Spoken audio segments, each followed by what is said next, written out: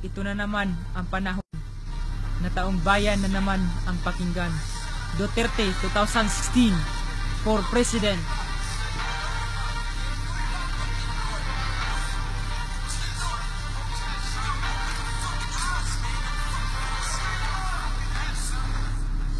Gusto kong iparating sa inyo ang katotohanan at nais kong paabot sa Pilipinong mamamayan na ngayong malapit na ang halalan ubutuhan. Huwag kayong padalos-dalos, piliin mo ang may alam. Gusto kong malaman mo ang ibubuto kong Pangulo. Siya ay nagmula sa lupang pinangako at siya ay naging mayor sa teritoryong gabawin niyo lang iba kundi si Duterte, Digong Rodrigo. Ikaw lang talaga ang sigaw ng Pilipino, ang sigaw ng Pilipino, tunay na pagbabago at ikaw lang talaga ang bago naming pag-asa na kahit kailan pa man hindi nagmumukhang pera. Ito na nga ang panahon na muli tayong babangon sa mga mapang-aping umaaling sa tinloon. Kaya ating isigaw, Luzon, Visayas, Mindanao, ang Pangulong darating na nagmula sa Mindanao. Yo!